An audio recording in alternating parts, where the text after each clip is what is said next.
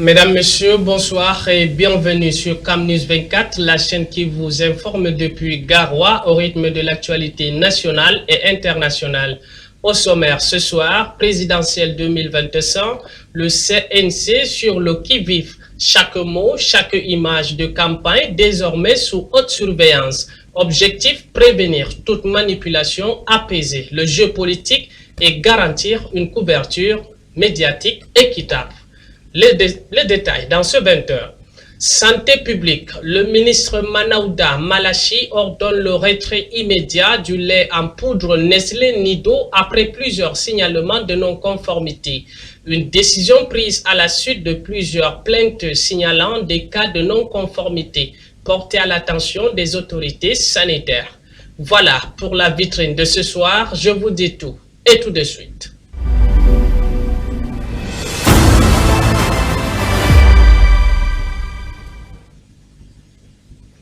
Mesdames, Messieurs, vous êtes sur CamNews 24 et vous suivez le journal de 20h. À l'approche de la présidentielle de 2025, le Conseil national de la communication redouble de vigilance dans ses bureaux. Chaque mot, chaque image diffusée dans les médias fait l'objet d'un suivi rigoureux, signe d'une volonté ferme de prévenir toute dérive médiatique ou tentative de manipulation du débat électoral. Reportage Arnaud Ngefa et Justin Kamga. Les médias de l'espace camerounais. Dans cette salle du Conseil national de la communication CNC, chaque image, chaque mot prononcé ou écrit dans les médias est scruté avec attention. Depuis le début de la campagne électorale, le suivi est encore plus minutieux. Objectif, veiller à ce que le jeu démocratique reste équitable, transparent et pacifique. L'accès égal ou équitable aux médias pour l'ensemble des candidats, l'incident potentiel d'informations publiées sur la cohésion sociale. Ici, devant la presse, le président du CNC dresse un constat préoccupant. Non-respect de l'égalité entre candidats, mise en avant sélective de certains, exclusion d'autres des espaces d'expression, mais aussi la présence d'intervenants extérieurs à la propagation des discours de haine. Les récentes prescriptions du Conseil national de la communication demandent aux chaînes de télévision de mettre un terme à cette pratique durant les 15 jours de campagne électorale pour ne donner la parole qu'aux candidats ou à leurs représentants. Pour renforcer le dispositif de veille, le système des Nations Unies, à travers l'UNESCO, offre un important lot de matériel informatique au Conseil. Pour permettre à ce que, à partir de la salle de suivi, il puisse y avoir une observation constante des discours qui sont véhiculés sur la toile afin de permettre à ce que le processus électoral du Cameroun soit inclusif, soit transparent et bien entendu aboutisse à un processus de paix. En renforçant sa capacité de veille, le CNC veut envoyer un message clair. La presse doit demeurer un acteur de la démocratie et non un fauteur de tension. Au Cameroun, les personnes malvoyantes bientôt autonomes dans le vote pour la première fois. Les personnes vivant avec un handicap visuel pourront voter en toute autonomie grâce à un dispositif innovant, la tablette tactile présentée le vendredi dernier aux membres de l'organe en charge des élections. Cameroun, une première historique pour le vote des malvoyants. Les déficients visuels doivent comprendre que désormais, ils ont cette pochette tactile. Quoi qu'ils soient lettrés ou non, ils peuvent voter parce que les points tactiles vont les aider à compter et connaître. S'ils connaissent leur candidat, ils vont tout simplement retenir le numéro de son candidat, compter les points tactiles s'il ne peut pas lire le braille. De plus en plus, nous allons voir les déficients visuels s'inscrire pour les prochaines élections.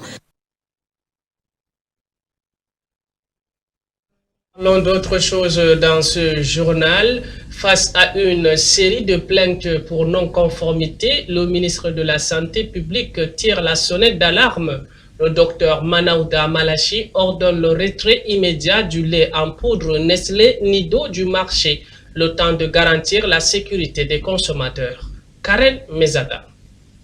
Il s'agit d'une mesure conservatoire, le temps d'y voir plus clair. Dans un communiqué signé le 30 septembre 2025, le ministre de la Santé publique Manaouda Malachi a instruit le retrait préventif immédiat du sachet de lait en poudre Nestlé Nido encore plus délicieux, saveur chocolat, petit format. Une décision motivée par un signalement de non-conformité détecté par un tiers et porté à l'attention des autorités. Le ministre a également encouragé l'ouverture d'investigations afin de garantir la qualité et la sécurité des produits mis sur le marché national. En attendant, le ministre de la Santé publique appelle la population à ne pas consommer le produit subventionné jusqu'à nouvel ordre et signaler tout événement indésirable et suspecté, troubles digestifs, réactions inhabituelles auprès des structures de santé les plus proches.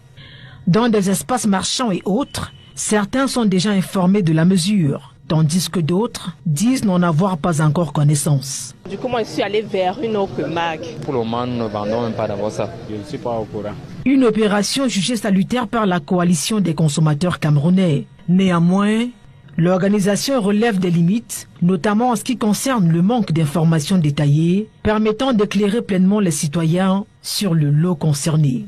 Par exemple, le type de la non-conformité identifiée, la date de péremption des produits concernés, le numéro de lot. C'est très important. Mais dire seulement une marque de produit pour une non-conformité qu'on n'a même pas identifiée, ça n'aide pas le consommateur de manière globale. Un appel est une fois de plus lancé au gouvernement pour une meilleure coordination du système national de sécurité sanitaire des aliments. Il y a le protocole international d'Infosan, qui est une initiative OMS et FAO.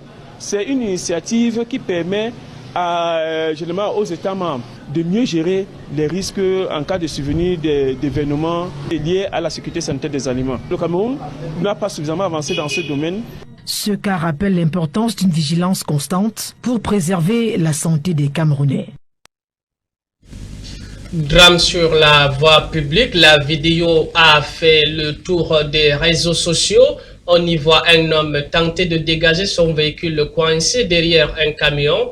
En manœuvrant, le poids lourd avance brusquement, le coinçant violemment entre les deux véhicules. L'homme succombe sur le coup sous le regard impuissant des témoins. Pascal Tanque. La vidéo devenue virale sur les réseaux sociaux continue de choquer par sa brutalité. On y voit un homme perdre la vie, la tête écrasée par l'arrière d'un camion. Pourtant, il ne faisait qu'une chose simple, tenter de dégager son véhicule, coincé dans une gigantesque mare d'eau. Le camion venu l'aider va brusquement reculer et ce dernier va se retrouver coincé et pris en sandwich entre les deux véhicules. Le drame se produit et il décède sur le coup. Après vérification, nous retrouvons le lieu exact du drame. Bonendale, au carrefour dit Sergio Polo. Parvenir à ce carrefour est un véritable parcours du combattant. Cette route qui relie Raïk Bonaberi au lieu dit abattoir n'est qu'une succession de trous béants, de crevasses et de mares d'eau stagnantes. Chaque mètre est un supplice pour les usagers, que l'on soit à pied ou en moto. L'état de la route est encore plus critique en saison de pluie, nous prévient les riverains. C'est très sérieux parce qu'on prend le champ. Quand vous comprenez qu'on laisse la route ne peut pas prendre le champ, ça veut dire qu'on est exposé à tout genre de risques. Pendant 5 à 600 mètres, nous subissons la route comme un combat. Enfin arrivé au lieu où s'est produit le drame, la crevasse est toujours remplie d'eau. Les populations n'ont pas oublié ce qui s'est passé avec cet homme qui a tragiquement perdu la vie ici même au carrefour Sergio Polo. Nous aussi, sur le chemin de son calvaire, nous avons dû aller les pieds dans l'eau pour traverser ce chemin qui va donc du carrefour abattoir jusqu'à la sortie de ce quartier. Et croyez-moi, c'est un véritable parcours de combattant. Le choix nous a été imposé, celui de nous arrêter tout juste avant le lieu de ce drame, où nous avons remarqué d'ailleurs un amas de sable qui a été déposé selon les populations depuis quelques jours déjà. Le but, éviter qu'un autre conducteur ne s'y engloutisse. Certains travaux de drainage y sont en cours, mais la douleur est encore vive. Il n'y avait pas le trou, il n'y avait pas l'eau dans le trou. Même ses collègues d'à côté pouvaient mettre les mains sur la camionnette et essayer de le faire sortir. Mais comme il y avait l'eau, personne ne pouvait avoir le courage d'entrer dans le trou d'eau parce que l'eau arrive même aux genoux. Bien, à ma grande surprise, j'ai vu, il y a une citerne qui est venue là. Il a retiré l'eau dans le trou, là, 4 citernes. Jusque-là, il y a toujours de l'eau dans le trou. Je ne sais pas si c'est pour arranger la route ou c'est pour faire comment. Nous aussi, nous regardons seulement. Nous décidons alors de mesurer la profondeur du cratère d'eau encore présent. C'est soit à peu près 30 cm de profondeur. Les populations nous disaient, le monsieur qui a décidé ici s'était retrouvé dans une eau qui allait à plus de 50 cm. Les habitants le confirment, ici les accidents sont fréquents.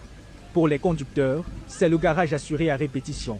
Ma voiture, je change les roulements tous les 2 semaines. Là où je suis là, je pars au garage, je ne pars pas au travail. Moi, je sais encore un peu passer ma paix un peu haute. Toutes les petites voitures ont garé. Tant que ce n'est pas saison sèche, ça ne sort pas.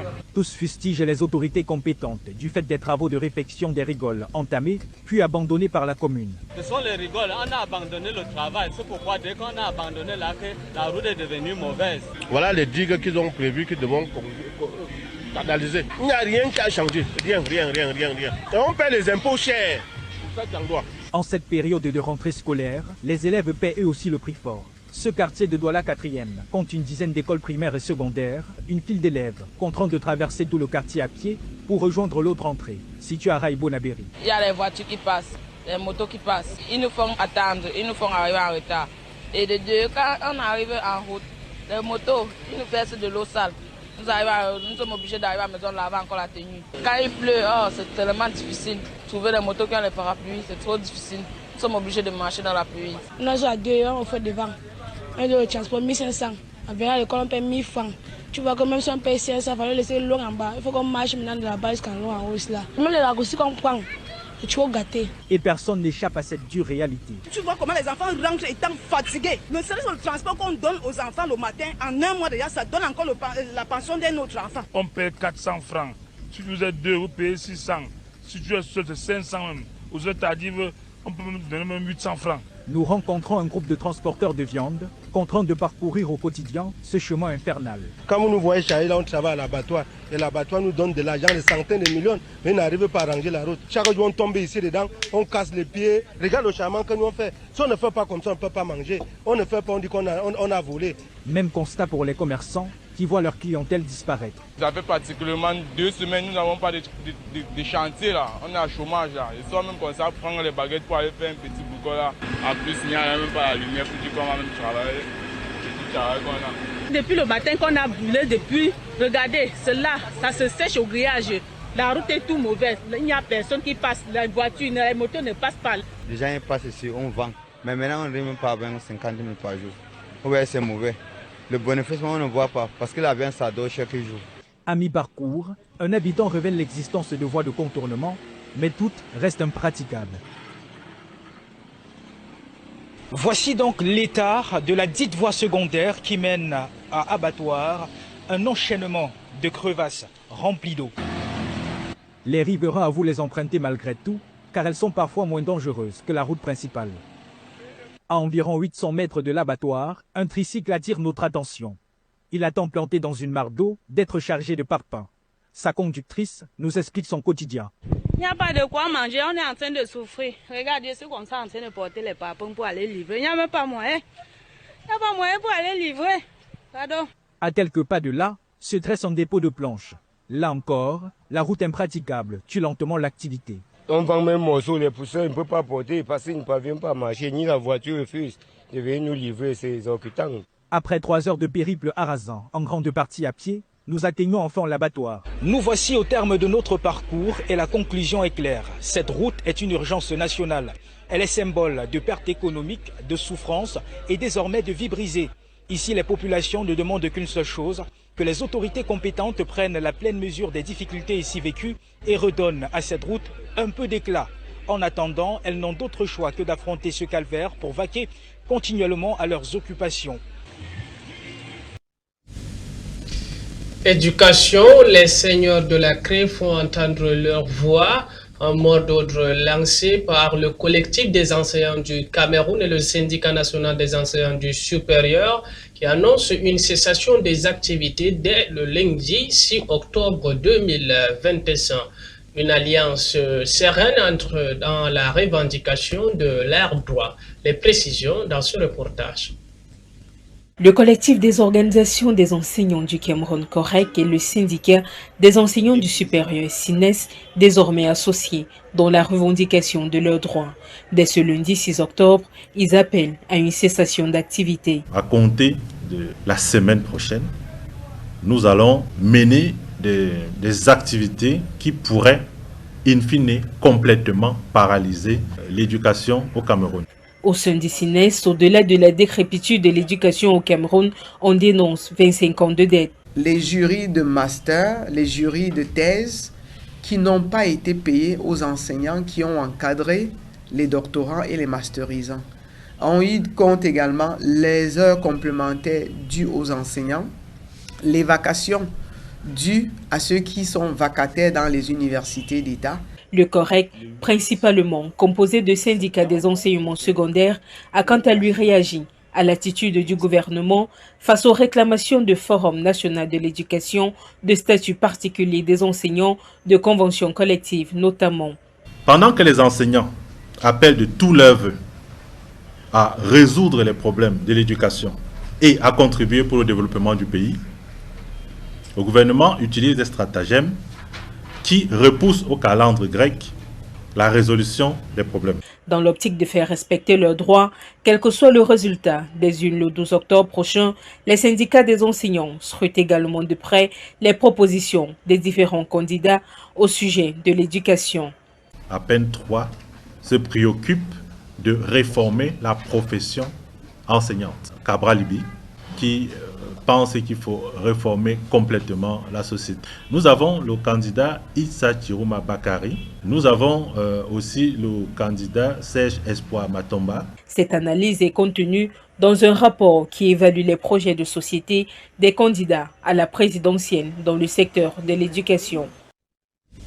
Sécurité territoriale, le ministre de l'administration territoriale, Paul Atanganati, a effectué une descente dans le Djaïlobo à Saint-Mélima. Les autorités administratives et les forces vives se sont réunies autour d'un mot d'ordre unique: préserver la sécurité avant, pendant et après l'élection présidentielle. Les précisions dans cet élément.